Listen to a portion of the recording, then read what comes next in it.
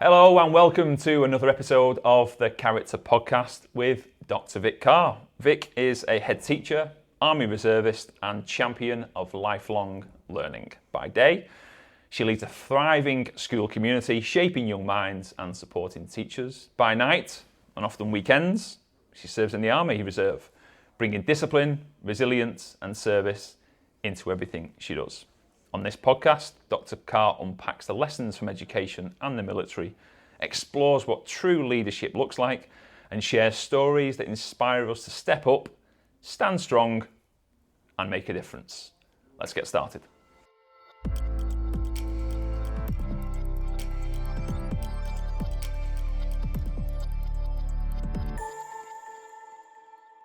Right, Vic, welcome to the show. Thank you. How's things? How are you? I'm good, thank you. Good stuff. Yeah, very well. Nice for you to invite me over. Oh, it's a pleasure.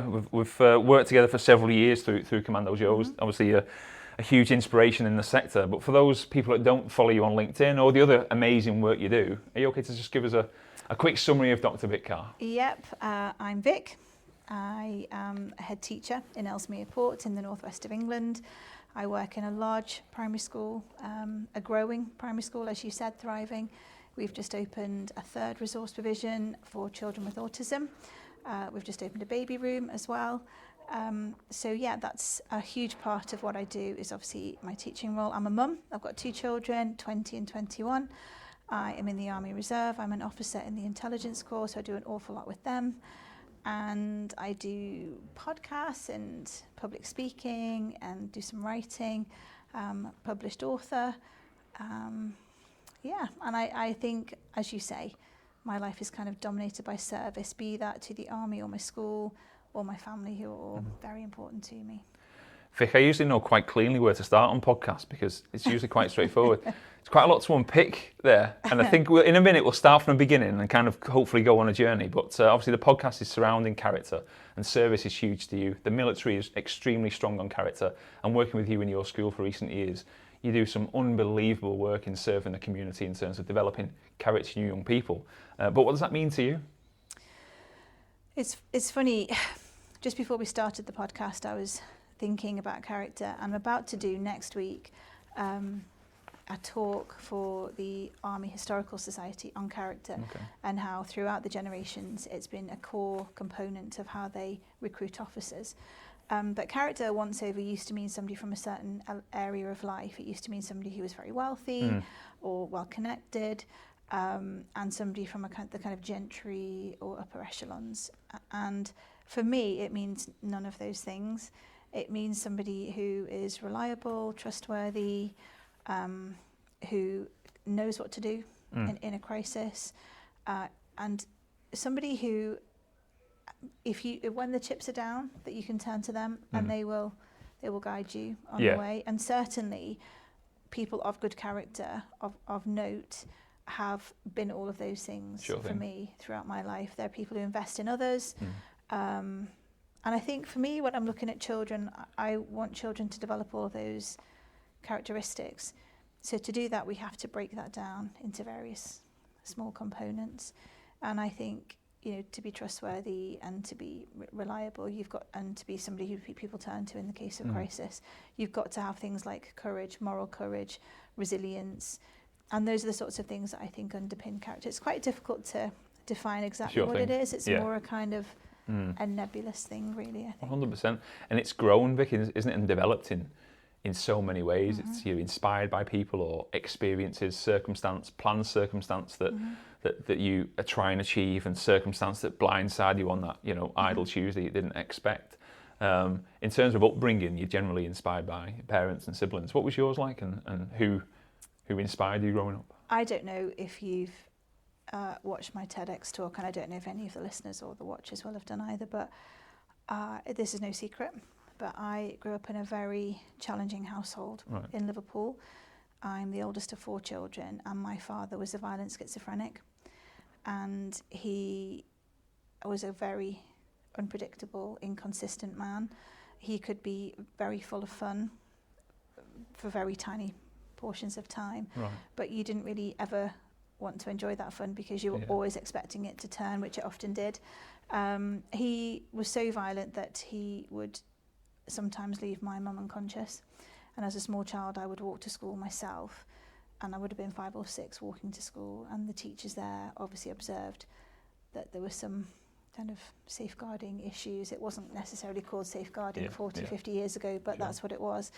And it became very challenging, and in the end we had to flee our home. We fled many times to a women's refuge, and subsequently he both tried to kill himself and then successfully killed himself in our family home. So in terms of role modelling from a small child, not so much from my dad. My mum was very vulnerable. She was a young mum when she got married. She was 18 months later I came along, and then my siblings after that. So she never really had the educational background, the financial resilience that I have got and that I instill in other people who I mentor, including my own children. So she kind of felt at the time, I suppose, that she had to stay with him. Right. So again, my mum wasn't necessarily an overt role model to me, but through my life I was inspired by her, and I still am, because despite all the things that have happened to her, she still remains one of the most compassionate, kind and loving people I think I've ever come across. So I think if I have half of her compassion, I'm probably not doing too badly. And I think inadvertently she inspired me. So for example, I've always been a person who trains really hard physically. In my younger years, it was probably born from some quite negative influences, because I wanted to be able to defend myself. I saw that my mum was not able to, and she's probably a foot shorter than me. So I'm tall, I'm strong, I'm physically fit. But in my latter years now, I'm in my 50s, I feel like the negative underpinnings to that have become very positive, because I can probably outperform the majority of my peer group in physical activity, which again helps with my military career. But it also helps manage things like menopause or just general aging. So I think from negative beginnings have come some really positive things. And I think again, as a child, I used to think I wanted to be able to support myself financially, and that's what always drove me to do a career that meant I could look after myself, and I didn't have to rely upon a man. If I was in an unhealthy relationship, I had the wherewithal financially and otherwise to withdraw from that, which again you think, well, that's quite a negative viewpoint, but actually what it means now is in my 50s I'm able to support my elderly relatives, my lifestyle and that of my children and my wider family, because I have got that financial underpinning that's come from years and years of hard work. So I guess from a young child, it wasn't really anybody in my home, but my grandparents were quite good role models. Again, very loving, very family orientated, which I think is where I get we're a Liverpool family. We're very much that way. I grew up with my cousins, my second cousins, and we're all very close. So I'm a big family person, but the main people for me that influenced me were my teachers. And teachers throughout my life have been hugely important. Was that your positive place, Vic? School was a safe place for me. Yeah, absolutely, 100%. So when I went to school at 5, it was probably the first time that I felt, because I understood school. I couldn't understand my dad. My dad was volatile and predictable, in the very nature of having schizophrenia. That was it. But he was a huge man as well, very, very big physical man. And he was just scary. In school. You were conscious of that? 100%. Preschool as well? Yeah. I lived my life being afraid most of the time, which again, it made me hypervigilant as a child, which is an unhealthy character trait. But in my latter years, I'm extremely sensitive to mood changes, differences in body language. I can spot by the way somebody walks past my office door whether they're not quite right, and I will actively go and seek them out and say, oh, how's it going? And I would say 99% of the time I'm right, and they'll say, oh, this happened, that happened. And I have a way then to intervene and support them and listen to them and signpost or offer any kind of help I can. And was that initially a defensive tool, maybe, to spot what your dad was, how your dad was responding? I had to thinking, try and read let's go near him, let's not, let's speak to him, let's not. I remember distinctly, walking to our house door, thinking, what kind of mood, and you almost arrived at your home with trepidation, thinking, trying to read the room really quickly to try and very much go under the radar and just kind of be insignificant, really, so as not to annoy. but there was never any predictability to it. Right. Some days he'd be laughing, and then he'd switch, and you wouldn't know what had caused it, what had happened. So there was never any kind of, which is the exact opposite in my home. Right. So the home that I have created for my children, my family now, is the exact opposite to that. Yeah. You know, it's a very calm space. You know, even the dog is calm, and everyone comments on the school dog being so calm. Yeah. He's calm because he lives with me and we have a calm house. And Yeah. do you know what I mean? So those negative beginnings, I think, Sure. you can use to influence how Absolutely. you are. And it's just been the same throughout my career, actually. Right. I've come across some very toxic people in the education world, and I've thought that is a prime example of how I am never going to be. Right. And by that influence, I am then the opposite. And I think if I'm not doing what they're doing, I'm probably pretty much nailed on. Yeah. And then there are fabulous people I've worked with, and I've thought I absolutely am going to take that with me. That's something I'm going to keep. So early influences maybe not so good. School, 100%. Yeah. My wider family, 100%. Right. And your dad died when you were in primary school as well? Yeah, he died when I was 8. Right. Okay. He hung himself in our house. Right. And then my mum, about 4 years later, sadly met another toxic individual. Right. So yeah, from 0 to 18, 19, it was pretty challenging times. Just the trauma of someone passing away is quite extreme. But when there's so much mixed emotion, I suppose there's something habitual or primitive where you can't help but want to love your parents, or indeed actually love your parents, irrespective of what they do and how they behave. But then knowing that the behaviour is so bad and volatile, and then passing away when you're only 8. If you look back at that, and I take it as something you dealt with. I did. I mean, I'm quite a pragmatic, person. But there was a period in my 20s where I was aware that I did not think like other people. Right. I didn't manage my life like other people. Yeah.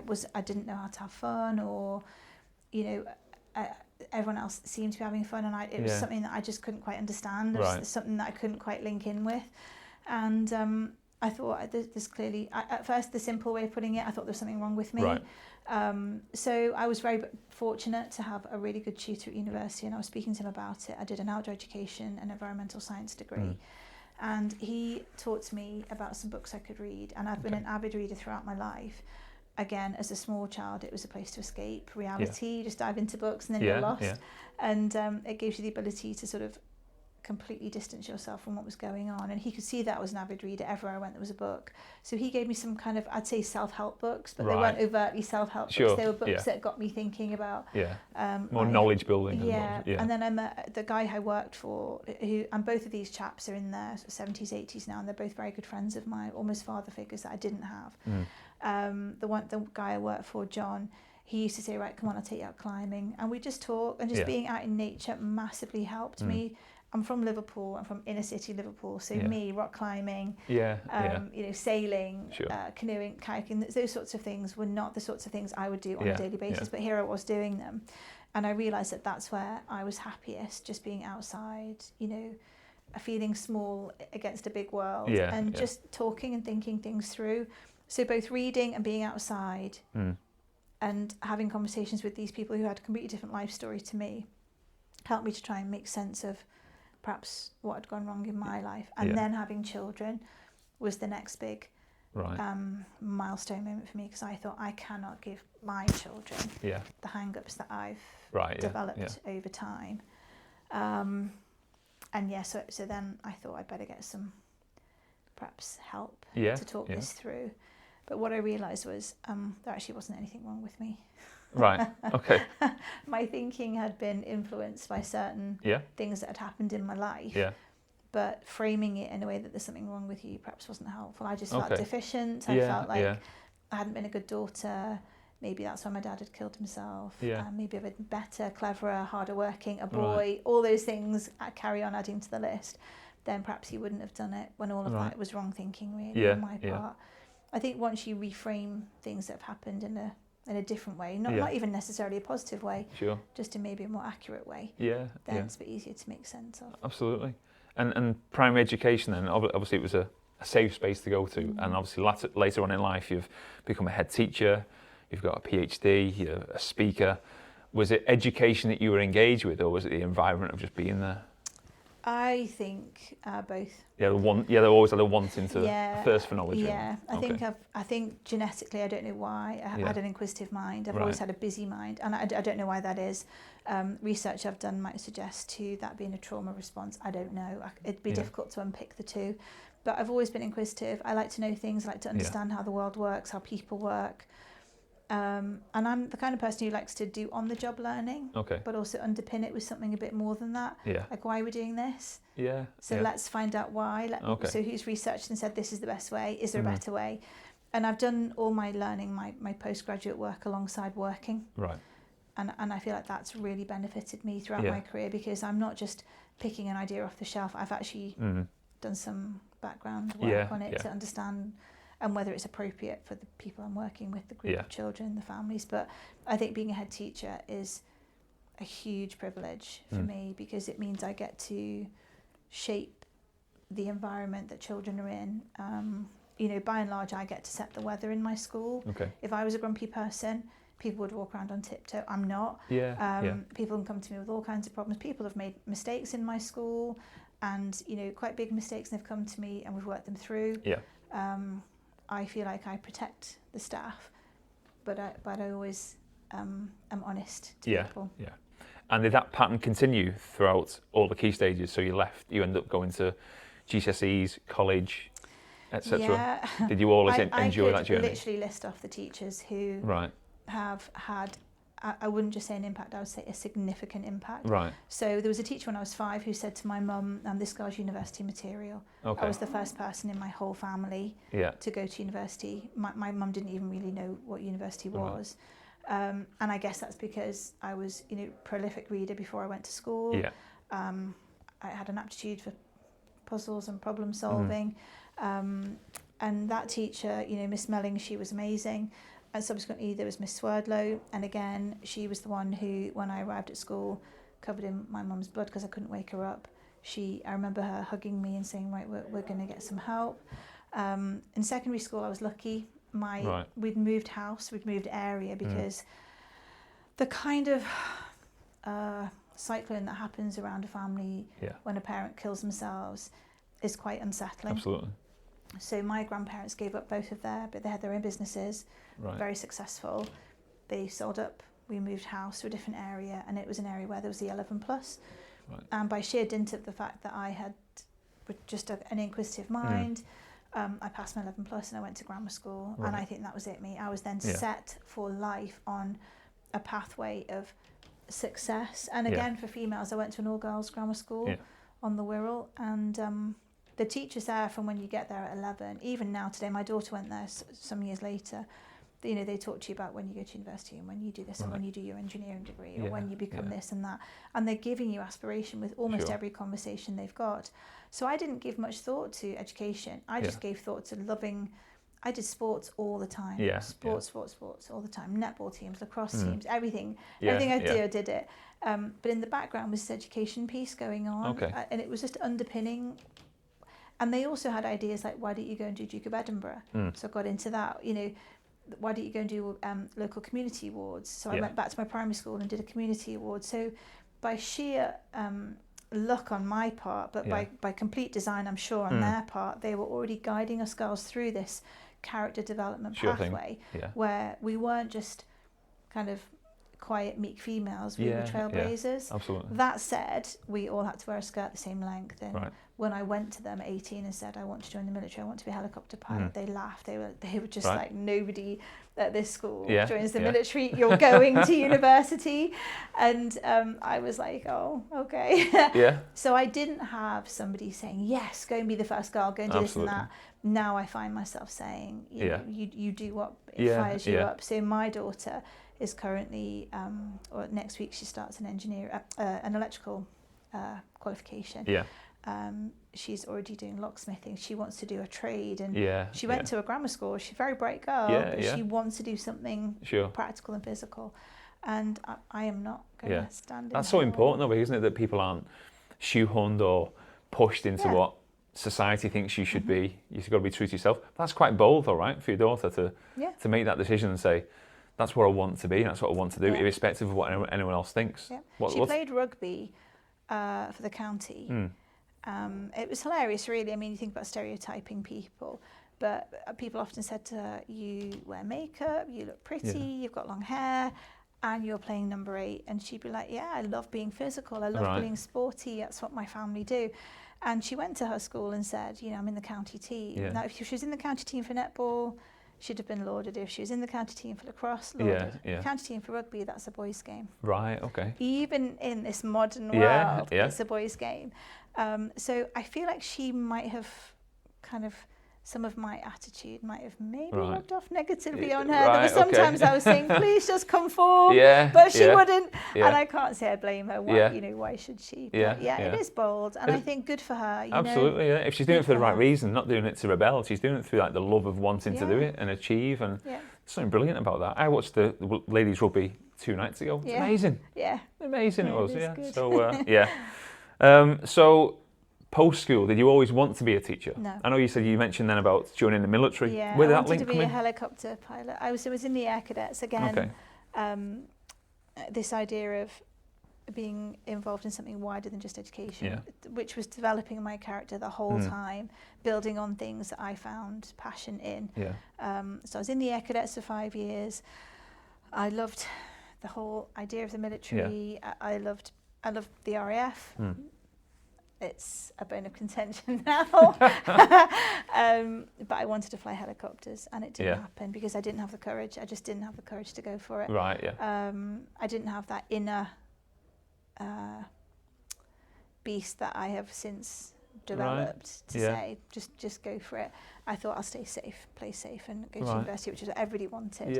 And then I wanted to do outdoor education, environmental science. I got a taste for it doing Duke of Edinburgh. And that's what I wanted to do. And the course I wanted was in the Lake District in Ambleside, which happened to be a teacher training college.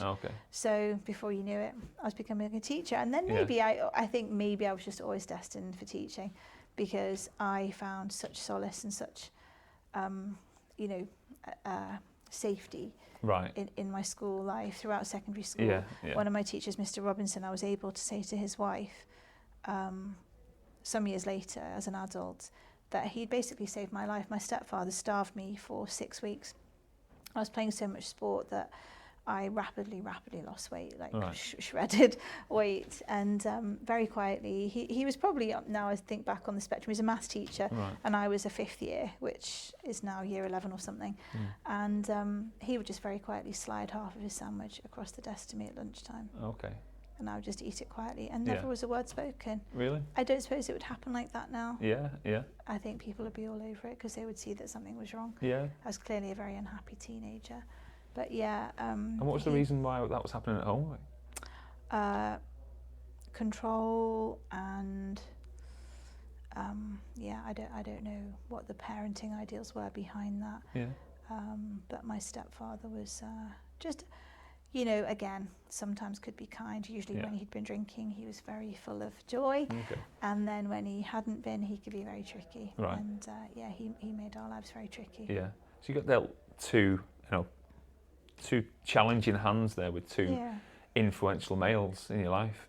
Did that continue on in terms of your development of relationships with adults? 100%. Later down the line. 100%. I had a lot of unhealthy relationships. I was a broken person for a long time. And as I say, when I had my own children, I realised that I needed to do something quite significant to change my thoughts on myself in order to be a healthier person for them, which mattered to me more than anything else. Being a mum is the single most important job of my entire life, and it's the biggest privilege and the biggest honour. And I didn't want to mess that up. I thought, there's always recovery in, a teaching job or something, but you can't really recover if you mess up as a parent. Sure thing. So I wanted to do a good job for that. Brilliant. So before we step into your teaching bit, just to kind of recap on your school, you mentioned 2 or 3 people, and they've all got a similar character trait, like very compassionate and kind. The year 5 teacher you were speaking about before, the teacher that followed on, the chap who just slid a sandwich across. It's someone who provided like love and care and support for you. Is that I suppose it's a very warming character trait for someone to have anyway. But did did you really warm to those type of people? Someone that wanted to care for you and put an arm around you? You didn't kind of rebel against that love? I didn't really warm to anyone. I suppose if you could liken me to an animal as a child, it would be a cat. Right.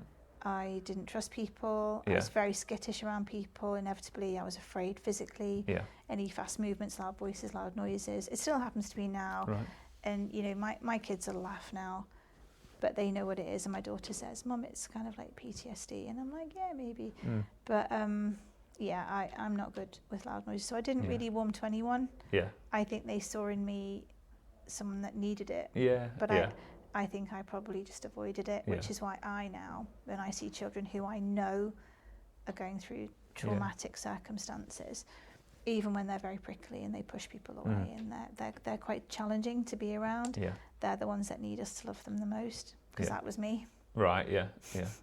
Sad, isn't it? No, it's not. It's so inspiring, Vic, that how you've gone from having that such a challenging upbringing, because what I've seen, I've never understood that. I've only seen the latter end of the last decade of working with you and seeing you on LinkedIn, and it's very honest. You are on the socials, very honest and very transparent, but it's very inspiring. Like the things that you do are, it's really hard to break down. You're from being a head teacher, a speaker in the military, an army officer, all that stuff. But it's interesting to really understand like how you got there and what that journey was like.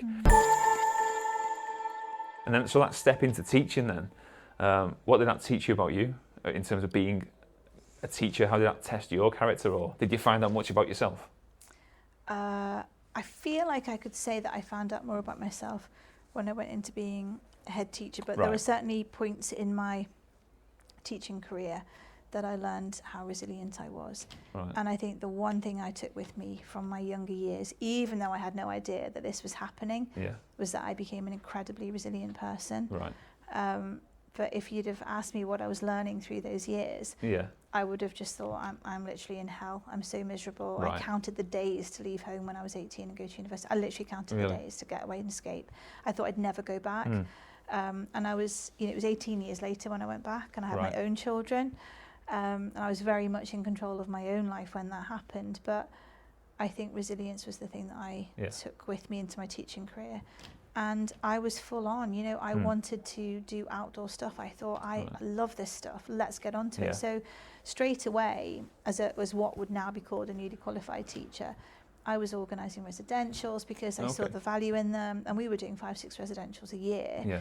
I did sports clubs, you know, I was full on as a teacher, just threw myself into it, which I guess is another trait of mine.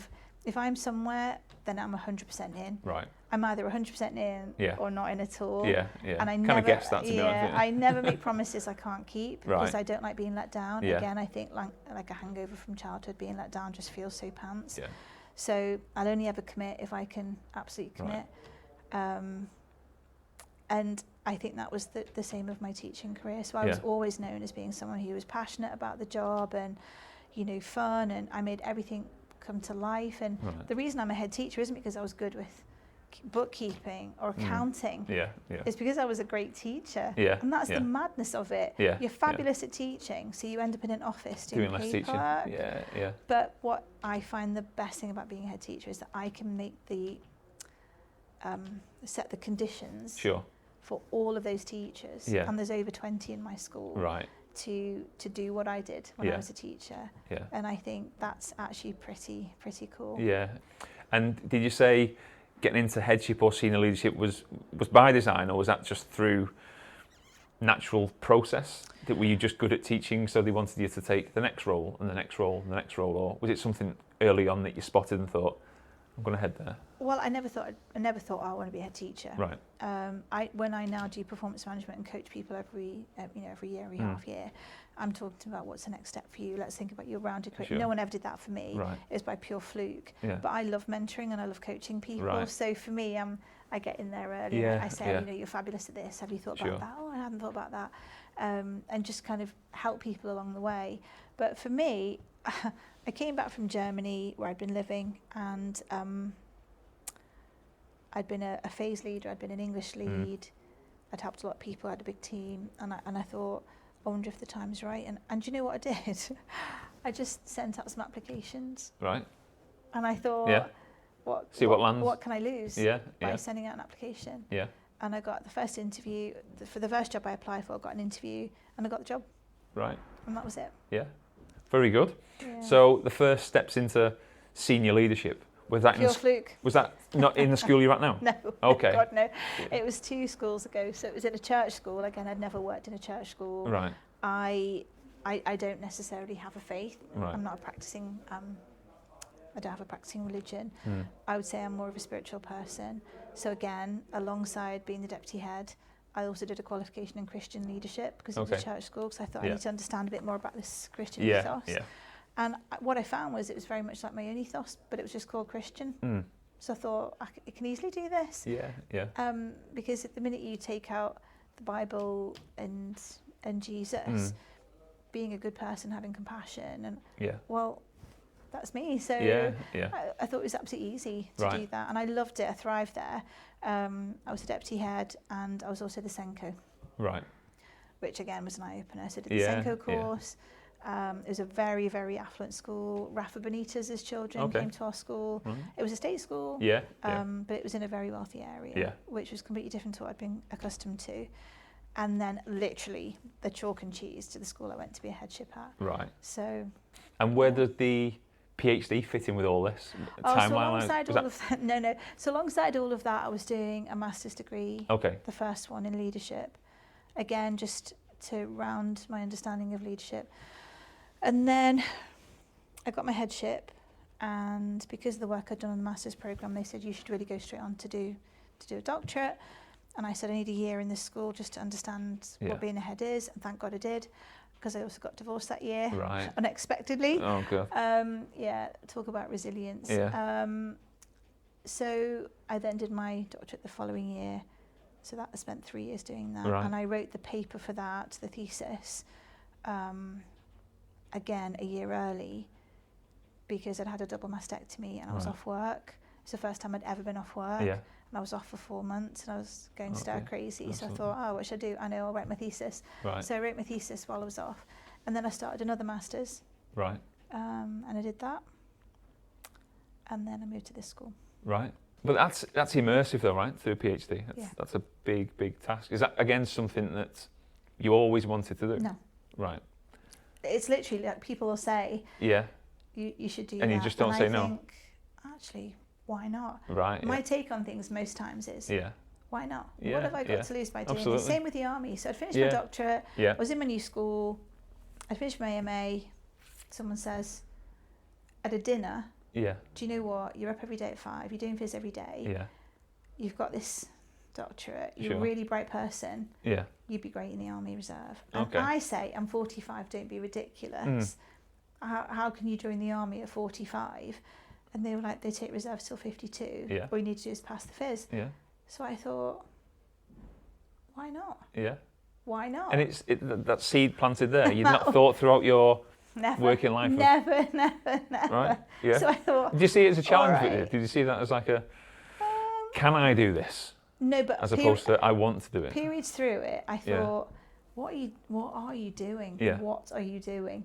And I thought, the minute I fail something, that will be the time to say, that was a nice little journey, and I've met some amazing people, but now's the time to draw the line. Right. And it hasn't happened yet.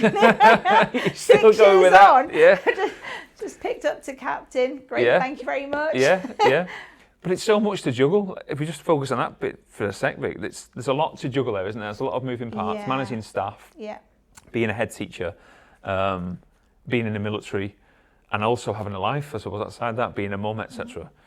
How do you balance that? You're just a team, aren't you? You're a team. I'm a team leader in all 3 teams in my life. Right. I am the team leader. I am at home. In my whole family, I'm the person people go to. I always have been, even from when I was a child. So I'm the team leader at my family, I'm the team leader at my school, I'm the team leader in my army life. But doesn't that say that it's like each one is very time consuming? There's a lot of responsibility there. It's responsibility, but it's also about a team. So you asked me, what does being a team leader look like? Firstly, it's all of the people in your team knowing their responsibilities and what they need to do to be successful. And then you guiding them and coaching them. You can't be all things to all people all the time. No one can. So my teams work because I've coached the team members to becoming really positive team members. Right. That's why I'm so keen on a team. Yeah, yeah. So when I had my hysterectomy at the start of this year, I was off work for 2 months. Mm-hmm. I knew my school would work Right. tickety-boo. Okay. My team just work. Yeah, yeah. Because they all know what's expected and Yeah. everyone just does. That's a hard thing to get, isn't it, for some? Certainly for maybe new leaders who are new head teachers or deputies watching this. To get that must be quite hard because well, it must be very hard because there's a lot. You want to a certain degree, keep control of everything that's going on to make sure. And it's a big move. Yeah. Isn't it? So now you're talking about delegation and releasing kind of power, and I think that is probably and trust. I suppose that comes alongside that. Huge. Yeah, yeah. And you know what?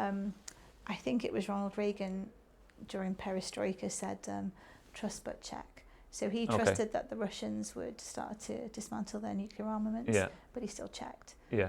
And I think that's a phrase, trust but check, that stuck with me throughout my leadership journey. Yeah. So I do trust every single person, but nevertheless, periodically I'll check. Absolutely. And that way I know that what I think is happening is actually happening. Yeah. But it does come from, I think in our world right now, and I don't know whether you'd agree, everything's Twitter size, everything's bite size, everything's Instagram size, quick. Leadership isn't quick. Yeah. Proper leadership takes time. Sure. Team building takes time. You can't go in and do a team building exercise on day one and everyone's gelled together and we're all on it. Yeah. It just doesn't happen. Yeah. I think my leadership has been tested most when things have gone wrong. Right. So then people look to me. Yeah. What are you going to do? Sure thing. Yeah. And that's when they go, right now we see, and that's when the trust comes. They trust me then to do what I've promised them I'll do. Yeah, yeah. And that's when I reassert my leadership expectations because I'm modelling that. Sure. So it's no blame culture. Yeah. You know, let's be honest about our mistakes. Let's understand them so that they don't happen again. We're all going to make them more human. Yeah, yeah. You know, how can we make our team better? Yeah. There's honest conversations, because if you want a high-performing team, you can't hide behind ego or 100%. Control. You just can't do it. No. And unfortunately, I think a lot of businesses and schools maybe struggle with that step, that there is ego in the way. There is the mistake that's happened and there's the blame pointing from the leader. The schools get enough support with leadership development? No. Right. They perhaps used to, and throughout, well, I've only been a teacher. This is my 29th year. Yeah. Only 29. Is that what you said at the start, mate? Yeah. I was thinking, is it 30? I think it's 29. Yeah. I would say in the early days of my teaching career, there was a lot more support. It's so divisive now. You know, are you an academy or are you state maintained? Which academy trust are you in? We're not sharing. I'll share anything with anyone. Yeah, yeah. Literally, even if it's taken me days and weeks. I've just shared today our two grant forms that took me 3 days apiece to fill in. Right. All fully funded grant forms from 2 different organisations, which we were successful with because someone said, that was really good, you did that, you're brilliant at that, could I possibly? And I said, have them. So is there not enough of that in the sector? Is that one thing? No, I think a lot of it is about, well, that's my hard work, that's my time. I think it was time I spent, it worked for us, great, have it. Yeah. I'm literally not interested. Yeah. I you know, that's just my mentality, but it's not... not... Well, that's character though as well, isn't it? It's not just mentality. That's perhaps. Somebody's character there, isn't it? Of being... And also I think I'm in a big school. Yeah. I wasn't always. My previous school I was head. It was a single form entry. I did all the safeguarding, all the curriculum leadership stuff, apart from maths and English I did. A lot of SEND. Yeah. I don't have to worry about... I lead teams of people who do that now. Yeah. So I'm involved in every single team. Sure. But I am not the person who does every single thing for those teams. Yeah. I read the information that they produce. I trust them, and it's always good quality because I quality control it. But I have the capacity to write that bid and for that bid to be good. Right. Someone else might not have it. Yeah. So isn't it nice to just be nice? Absolutely. Absolutely. So then the switch then, Vic, to the military. So you say you were 45 when you had got this random conversation with a chap. Said that it's possible to do it until you're 52. And I thought... And was there no military link at the time? Was there anybody in your family that had done it? But it must have been maybe an interest somewhere in your head, going back to when you were 18, of thinking about being in the military there. So there must have been always something there lingering, or certainly maybe a habitual interest in Funnily enough, I've probably got more reason not to be Right. interested in the military. So when I met my ex-husband, he worked in the Forestry Commission. We got married, and then he decided he would join the army just before he was 26. Okay. We lived in Germany. Both my children were born there. Mm. He spent most of his time away on tour. It was a very spicy time in the world. Yeah. It was Iraq, Yeah. Afghanistan. He must have done about 8-9 tours. Yeah. So if anything, I should have been put off Right. because I was always anti it when I Yeah, was a yeah. wife of. I didn't really enjoy being a wife of. I Right. was a wife of a soldier, not an officer.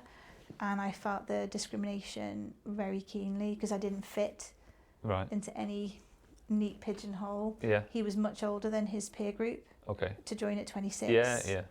Yeah. He was sort of nearly 10 years older than most of Yeah. his peers. I taught in the school. Right. Most of my peers were married to officers, Okay. so I couldn't socialise with them because they Yeah. didn't want to socialise with me. Yeah. And I just found I didn't fit with Yeah, these kiddies who were like, Sure thing. so I was just in the middle, and that's Yeah. what got me onto education. I just did my usual. Right. I'm in Germany. Mm. I've got 2 babies, literally Yeah. babies. What am I going to do on an evening? I'm not going to sit on the doorstep and drink beer. Yeah. Yeah. Yeah. So I'll just do some study, which is what I did. Is that still in play? Obviously, I was in the military, but I wasn't married in the military. So the officer, soldier, wife thing is a thing. You can't associate with them. That was my experience. I Right, don't know if it was anyone No, no. else's, but absolutely mine. Right? So I was in school one day, and a good friend of mine at the time in school said, "Oh, you know, we're having some people over, come here for barbecue, bring your husband." What's your husband called again? Told her. What rank is he again? I said, "Oh, you know, corporal." Yeah. "Oh, I'm so sorry. Your Right. husband's a major. You can't mix there." Okay. And I was just like, "You've just invited me to a barbecue, Yeah, and now you are yeah. uninviting me because my husband, not because of me. Yeah. You and I are friends. Right. Our husbands don't matter, Yeah. surely." But it did matter. Very odd. It was very odd. The whole thing was odd. Well, I we have didn't to find enjoy that it. person now. You've got your pips, right? And so- now one of you. I didn't enjoy that whole thing. So I thought Yeah. that's odd because I am a person in my own right. Yeah. I've got my own career. I've got my own qualifications. But you seem to have taken on the mantle of Yeah. somebody that you're married to, which Sure is thing. really odd. And actually, Yeah. since I've been an officer in the reserves, I've not come across that kind of hierarchy. But Right. I'm in the intelligence corps, which is a Sure. very mixed batch of people anyway. Right. Yeah. Yeah. It's not a kind of, it doesn't have the historical Yeah. overtones that some, Sure thing. you know, regiments and units have. Yeah. It's Yeah. a mixed bag. And what was joining like? Was it Hilarious. good? Was it a good start? It was hilarious. So I was always the oldest in Mm. everything I did, which is fine. I did my basic recruitment with kids 16, 17, 18-year-olds. Okay. They're all girls. And it was in Lichfield. And I remember coaching a couple of girls the night before through the academic tests. Right. Talking to some of them about their family backgrounds, because some of them had come from some very challenging backgrounds. So that was nice. I had an opportunity to do a little bit of what I love, which is bringing on younger people. Yeah. I passed that. I was shocked. I thought, okay, great. Yeah. Then I was in my unit because you have to do basic training then. So you pass the selection. I'd already been accepted by the intelligence corps. I'd Right. passed their specialist Okay. selection. So the rest of it was kind of I just had to get through. Yeah. Yeah. So basic training, hilarious again. I was used to camping, used to being in the outdoors. Yeah. So some of these young kids who are coming in didn't know how to Right. put up a basher Yeah, or yeah. make a cup of tea. I was one of them, I think. I literally make Years a gone cup by. of tea whilst doing something else. Yeah, That's just yeah. mum life. Yeah. Yeah. Like True. multitasking is mum life. You put Yeah. the water on for that, you do that, you put the Yeah. water on, you feed the dog, you check the gear. So to me, it was just being in Yeah. the field rather than being in a house. Right. Easy business. Yeah. Again, coaching people, guiding people. Some people really fretted about being away from home. They were 17 and wanted to be in the army. I did my basic training with regular Yeah. people, but they didn't know how to be away from home. So there was a lot of mothering. I've done a lot of mothering Yeah, and yeah. caring and coaching. And then I was in my unit. I did then my officer training. Again, hilarious. At Sandhurst, is that? Yeah. That's still, even for the reserves, that's still quite amount of time that you have to. Over years, Go over a for- couple of yeah, years. yeah. And all of that on the back of a female captain at the very start telling me that the ETS, the Education Training Service, Yeah. wouldn't take somebody like me because I was old. Mm-hmm. I probably wouldn't pass the physical test. Right. Is that a red rag to a bullseye? I was female, Yeah. and they tended to take male secondary school heads, not female primary school heads. And I thought, and the TEDx talk that I'd done wasn't a proper TED talk because it hadn't been done in America. It was a TEDx. Okay. So at that time I thought, oh, flipping out, the standards must be really high. Fine. And I rang the recruiter and said, listen, it's a no. And he was scandalised. I think I was just shocked because I thought, wow, okay, the bar must be really high. It's fine, I'm just not good enough. Which I suppose is something I've always thought anyway, so it didn't really detract from I have to work really hard on not thinking that. Yeah. So I thought, oh, it's fine, I'm not good enough. I told the recruiter and he was like, no, don't go north to the ETS unit. Go east to Manchester to the intelligence corps. Right. And I never looked back. Right. And funnily enough, I was at Sandhurst and they were going, you should join the ETS. And I'm like, with you? No. It was like a proper Julia Roberts moment. And I've said it a million times since. Everyone's like, yeah, why aren't you in the ETS? Yeah. There's a reason for that. But actually, I definitely found my home in the Corps. It's a brilliant group of people. And quirky like me. Did you find it fun going through the training? Because you obviously went in mature, probably knew a lot about yourself, whereas a lot of people when they join, certainly full-time, 16, 17, they don't even know who they are. They don't know how to make a cup of tea, like you were saying before. I think, again, resilience. Yeah. Some people are folding, and I just thought, it's just water. Yeah. We're just getting wet. It's just cold. We'll be fine. We'll sleep. Even if we don't sleep, it's 1 day, it's 2 days. Yeah. I think I'd been a mum. I'd spent sleepless nights. Yeah. I'd lived through much, much worse and lived to tell the tale, and I thought... But they hadn't yet had those experiences. To draw on, and I think if they'd come from lovely, loving, warm homes, they didn't really hardship was an anathema to them. They couldn't get their heads around. Right. And when you're on exercise, it is an exercise. It is there is an index, there is an end point. You know, it's not real. Yeah. It's realistic, but it's not real life. Sure. And I think they massively struggled with some of that. But hopefully for them, they went through that journey and came out feeling much better about themselves and more resilient than they were before. But, you know, when I was at Sandhurst, I had some of the most profound conversations I've had with young people on some of those exercises. You know, at night on stag, you're not supposed to talk, but we did keep ourselves awake. And it was conversations, you know, one guy told me about arriving at his sister's house and his sister's boyfriend passed out in front of him and he'd actually had a heart attack. Only a young guy. Yeah. And he was so traumatized by performing CPR on him. He'd survived, but he said, I've been thinking about this for the last couple of months, and he hadn't spoken to anyone about it, but he spoke to me, and I feel like what a privilege that people will share with you. Yeah. My room was like the common room. Of course, I had a kettle and tea because I'm old and I like my comforts. Loads of people were sending me care packages. So there was always something, you know, they were saying, oh, you're like Jeff Bezos, you know, you've always got goodies arriving. But, you know, when they were away from home, when they needed company, companionship, conversation, coaching, whatever, everything, how to sew something, to how to iron something, I'm having problems with my girlfriend, they came to me and I enjoyed it. And funnily enough, I thought, thank God I've passed, you know, at the end. And when we have our exit interview, the chap said, where do you think you've placed? It's a big deal in the army, you know, where you place, top third, middle third, bottom third, you probably remember. And I was like, oh, I don't know, maybe top of the bottom bottom third, I'd be happy. I'm made up, I've scraped through, to be honest. Like, I haven't injured myself, I've survived. And he was like, no. And I thought, oh God, even worse. And then a couple of weeks later, I got my course report, and of 40 odd, I'd come third, and I couldn't believe it. Because before me was an army commando who was 30. Second to him was a triathlete, an Ironman triathlete from my unit, who's a gorgeous person. And then me, and I thought, flipping heck, how the heck did I manage that? Because I thought before I went, it was all about physical fitness. And that girl had planted a seed in me that I wasn't going to be good enough because I was too old. Or reaffirm that seed. I was too old, I wasn't going to be able to do it. And no, I mean, they use words like formidable and, you know, things like that. And everything that I valued, they'd noticed, which I hadn't noticed them noticing. Because we were like, we thought we were being a bit, you know, like everyone padding to Vic's room for a cuppa, door shut. We were all giggling, laughing away, having cups of tea. And I thought, flipping heck, if anyone catches us and we're not shining shoes or doing something useful. But actually all of that was noticed and noted. And those things that I valued about supporting people to get through. And one of the comments was there were lots of people on that course who wouldn't have succeeded had I not, coached them through it. I thought that was probably, rather than coming third, which was just a placement and someone's judgment, I thought what they've noticed is that I care for the people, and that is something that I value. So it was interesting. So have I enjoyed it? Yeah, I have. Has it been easy? I would say I always worry if I'm going to be good enough and pass, but I think that's a problem. That will never go, right? That's a problem with me, not anyone else. Yeah, exactly. And what's the commitment? Are you there often, or? You've got to do a camp each year, is that right? Every Wednesday night. Okay.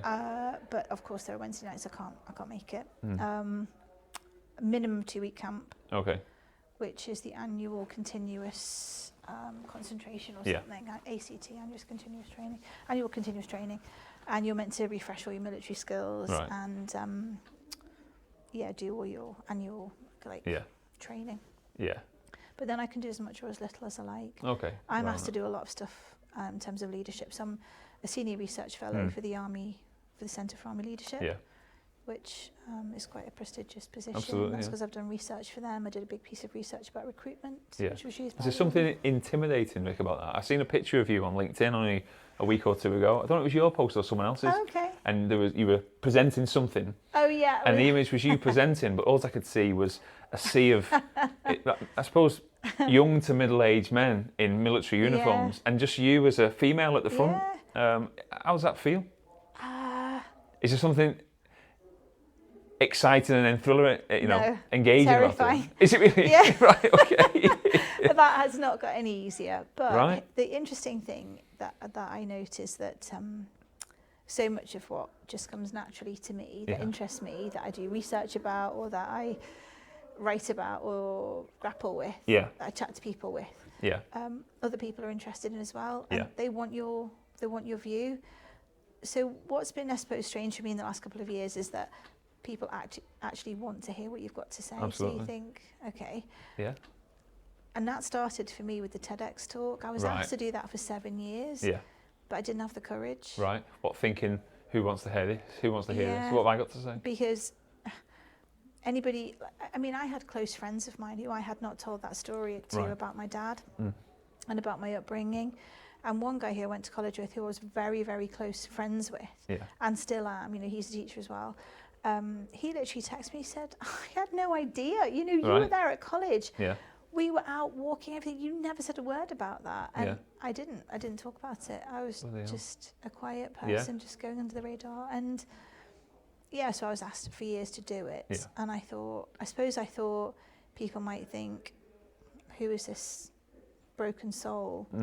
Well, she shouldn't be allowed near children. She's obviously messed up in the head. Or, I don't know, I just felt like people would judge me. Usually in a chimp, just driving you insane. As I say, it's wrong thinking. It's faulty thinking that I've carried with me. Anyway, when I finally plucked up the courage to do it, I'm still mortified. I don't watch that TEDx talk. I tried to watch it once with my daughter, and she said, Mum, what on earth's wrong with your voice? Right. Because I was so emotional to try and get the words out that my whole voice was quivering. Yeah. I got into it, but at the start it wasn't it wasn't a strong start. Let's put it that way. For those viewers and listeners that haven't seen it, where can they catch it, by the way? It's on YouTube. It's on YouTube. I've watched it before. Is it on your? It's just on Dr Victoria. It's on TED. It's on the TED site. Dr Victoria Carr, Power of Language. Yeah. But and yet, the crazy thing is, I suppose, the feedback was the exact opposite to what I thought. Right. People reached out and said, "Thank you for sharing that," and it mirrors my life. It gives me such hope that something good can come from it. My daughter's going through this. It gives me hope. And I thought, oh my God! And then from there, of course, things just kind of grow legs, don't they? Yeah, absolutely. And that was it. Yeah, and I've improved over time. Yeah. But I wouldn't say public speaking is my forte. But you just do a lot of it. Yeah, I know, because people seem to still. What's the punishment? I probably say the same thing in a different way over again, which is just about integrity, honesty, authenticity, compassion. So, being I suppose a senior leader in two different sectors, the military or defence, and also education. Mm-hmm. Is there something that either one can learn from the other? Is there much that the education space could take from leadership principles in the military and vice versa? I think there is a lot of overlap. Right. I do, particularly in the officer space. I mean, in my day job, for example, this morning I was doing performance management reviews with staff. Reviewing the last year performance, planning ahead for their targets. What impact can they have, on the children now, on the school, etc. And it's the same in the military. Yeah. A lot of my time spent doing SJARs, those annual reports for different layers of soldier. What have you added? What can you do? Yeah. What does promotion look like? So there's a lot of overlap for that. Right. I think the reporting structure itself stops people being more innovative in the army. You can't say you're brilliant at that, let's guide you on. Yeah. It's quite a pathway, but Sure. that's because it's such a big organisation. Yeah. I think the army's coming more around to things like mentoring and coaching. I do. Is it really? Yeah, when I was in Sandhurst, it was less about being barked at by colour sergeants and Right. more about, okay, you decided to pop smoke and go right up the middle. What could Yeah. you have done there? Right, okay. Instead of like... Yeah, is that what it's like? Yeah, it's a lot more yeah, conversational, yeah, I suppose. Yeah. Or yeah. reflective. So they'll let you make a hash of it. Yeah. And then they'll say, right, now let's have a think what you could have done. Right, okay. I would say that was probably 75% of the Right. time. You get barked at, of course, for Yeah, this or yeah. that, but a lot of the teaching element is done in a more coaching style. Right. So I think they're coming around to that. Yeah. I'm part now of the Intelligence Corps mentoring scheme, Oh, nice. so I'm one of their leadership people for that, and that's across the whole Intelligence Corps, regulars and reserves. So again, I think they're embracing mentoring a lot more. Yeah. But I think what I try and bring into and articulate better in my day job is this idea of, in the army, everyone in a section knows that, everyone in a platoon knows their job. Yeah. If you're the platoon sergeant, you know exactly your job. Sure and you thing. do not get involved in like the platoon commander's job. Yeah, He does his yeah. job and you do your job, Yeah. and then you work together and everything works. Yeah. And all the section commanders do their job, all the 2ICs do their job, and Yeah. everyone knows who they report to, Sure. what their job is, and everything runs smoothly. And that's what I've instilled in my day job. In your school. And I did that anyway, Yeah. but I now understand how the two things map across. And I Okay. think, I wonder if that's why I've been successful. Yeah. Because the yeah. military is successful in that, and I see that happening. And I've always done this, but now I see how Yeah. it maps across. It like reaffirms or solidifies yes, that yeah.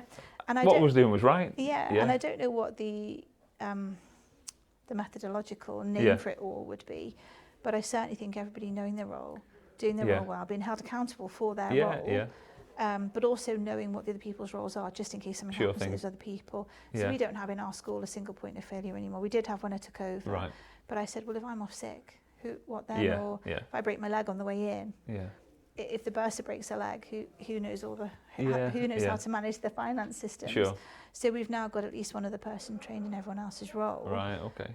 which again broadens their skill set, Yeah. makes them more employable if they did move house for Yeah, whatever yeah. reason, and so on and so on. So, yeah. It's like democratic autonomy there, Vic, isn't it? I'd be interested to, really The understand Army what. call it mission command, don't they? Yeah. I Yeah. tell you what I want you to achieve, but I'm not going to tell you how I want you to achieve Yeah. it. Yeah. Which again is the idea we said earlier about control. I'm not a control freak. Yeah. I do not clock people in or out. Yeah. If they want to work at home on a project, then they can, fine. Yeah. That's less easy if you're a class teacher. But equally, if I've asked them to do something specific, then their class will be covered while they go and do that one job. Exactly. So, yeah, Yeah. mission Yeah. command. Exactly. And what's next, Vic, in terms of the military? Have you got many plans, a career path that you want to head down with it? Well, I've got, I don't know, I'm 51 this year, so I suppose I haven't got forever. And I've always said that when I can't pass the fizz, that's the time to hang up the old Right. boots. But 10 years after that, Vic, haven't you? maybe. You'll be fine. So currently writing a book. Oh, okay. My third one. So I've written two books Yeah, yeah. about leadership and running a school. And this is a military history book about Okay. recruiting in officers through from the start of the army in the 1600s to 2027. Oh, okay. Hellion, who are military publishers, are Yeah. going to publish it. The first Brilliant. volume will be out shortly, Yeah. and then the second one will be out in 2027 to mark the anniversary of Sandhurst. Oh, okay. So CGS has just written the foreword to Yeah. the first one, Right. Chief of the General Staff, Yeah, and yeah. then the Commandant of Sandhurst will write the foreword to the second Right. volume. So yes. And where's that come from? Is it something you're just generally interested in? So a couple of years ago, I did some research for an Yeah. MA I was doing in military history, and the Army snapped it up, and it informed part Okay. of something called the Haythornthwaite Review. Right. And then my friend Simon and I, who's a recently retired Lieutenant Colonel, he was at something called AOSB in Westbury, Right. where they select officers. And he said, should we do this together? I'm a historian, I've just retired. Do Yeah. you want to expand on your research and take it back? And I said, yeah, cool. Right. And we've had the best fun ever doing it. Yeah, yeah. I mean, he's probably had more fun than me. He's in the archives all over the place. Is he? Yeah. So when I'm in work, Yeah. grafting, Yeah. he's Dropping you enjoying an his email best across, life. isn't Yeah. Yeah. And then we just write it between us, Yeah. each chapter. So yeah. So it was officer selection recruitment, effectively. Yeah. Right. Okay. Yeah. Yeah. But so That must be so varied in terms of how it's now. Oh yeah. I suppose through from a class perspective. Yeah. I take it there were certain people that couldn't join at all as an officer at some point. Absolutely. And you had to purchase your commission back in the day. Is that right? Yeah. Yeah. So if you were rich, you could buy one, and if you weren't, Ah, you couldn't. okay. Yeah. So Right. it is a cool book. Yeah. Yeah. And there's lots of like little anecdotes throughout it that Yeah. just make us chuckle. So my work for the project I did for the masters, that will form the main body of the second volume. Yeah. So this is all historical research for the first, Right. because it's pre-First World War. Yeah. But what's been really cool is a second order effect from this is that we've generated testimony from people who are still alive. Oh, okay. And the oldest person I've interviewed is in their 90s Right. and went through War Office Selection Board. Yeah. And so, because modern world, we don't keep diaries, we don't really keep written Yeah. Yeah. records of what happened, whereas in the past, that's all we had. Yeah. And so Simon's been in the archives with these wonderful, handwritten Yeah. calligraphy of Oh, cool. diaries of people's experiences. Yeah. Yeah. Well, we don't have that. Second World War is probably the latest Yeah, time that we've yeah. got people's handwritten recollections of things. So that's what we've been gathering. So my job has been to gather all these, and they're all going to go into the National Archive, Right. which will be kept at Sandhurst. So Cool. it's just like a legacy thing Yeah, as well, yeah. isn't it? Yeah, enjoy. Is that something you think you'll always do, as in write books? Is that something you really enjoy? No, I don't think so. You don't know? I think I'll probably, when the time comes. You don't want to become an accomplished author, No. having your own. No, I your don't own think library. so. I'm not going to be like J.K. Rowling. What I think I'll do is just sail. Right, yeah, yeah. I've got Post-teaching. Yeah, so when I iron, I watch TV. That's the only time I've got for TV. I have to Right. multitask on the TV switch. Yeah. So I've just been watching on Amazon Prime about the Clipper race. Have you seen it? I've not, no. It's a round the world yacht race. Okay. And I nearly burnt my shirt because I was Right. like this. I'm mesmerised. Yeah. I thought, oh my God, that is something that Yeah. is... So is that a similar conversation or a similar feeling to when you were 45? And Yes. So now you've watched that and thought, I thought I that can do is this. eminently Yeah. doable. That is Okay. doable. right? 100%. Okay. But that's quite extreme, isn't that? Well, that's vastly 11 extreme. months. You have to change. Yeah, Is that what it 11 takes, months at sea, round the Wow, world. okay. 11 different legs. And even accomplished yachts person. I wouldn't say accomplished. I like sailing and I've done a bit. Yeah. But there are people on those boats who've never sailed before. Okay. Novices. They're going around the All the world. way from skippers to novices. Right, okay. Yeah. Well, and you've got a genuine interest in that? Yeah. Is that something, as I in, literally thought yeah? that is doable. Right. A couple of years ago, I applied to be part of the first all-female army rowing team to row Okay. across the Atlantic. Yeah. Thankfully, I didn't succeed because, as life happens, I wouldn't have been able to be on the boat. But Yeah. I did apply for it, and I thought I could row across the Atlantic. And I would have been rowing Right. on my 50th birthday, Oh, okay. which I thought would be pretty cool. Yeah, yeah. So I kind of had the same feeling. I'm thinking, there was a lady on there with her daughter. Her husband sadly passed away. And she said, my daughter and I are going to do this together. And they've done it right the way Right. around the world. I haven't quite watched the last episode yet. I almost want to generate more ironing because it's the only time I can justify sitting still. But That's pretty two things at once thing, isn't it? Yeah. Yeah. I try and do that as well for exercise. I try and walk the dog into school, Right. which is like a 10k walk, or Yeah. I'll run in on my own, or I'll cycle in. I try and always Yeah. do a couple Trying to of tick several boxes at once. Yeah, throughout life. efficiency. And what are the next boxes to tick in terms of education? But would you see? I'm happy, I'm yeah. happy in my school. Yeah, I'm not surprised. It's a brilliant place to be. Yeah, I want to, just keep investing there. Yeah, And I think the yeah. time will come where I think there's nothing more I can do. Mm. I've done a lot, and I don't know when that time will be, but I'll know when this is the longest I've been in any school. I'm in Yeah. this is my start of my 8th year now. Yeah. So I don't know. Yeah. I think I've got another school in me, but I just don't know what that Right. looks like, or another job. Right. Okay. Maybe I don't know. Skipper. Though. Yeah. Maybe. I'm not experienced enough as a sailor yet though. Yeah. Yeah. Brilliant. Vic, final question. You've had such a varied experience of life. If you were to give yourself some advice if you were the 4 or 5 year old Vic was sat in front of you now, in terms of character and strength of character, what you need to achieve the life you have, what would it be?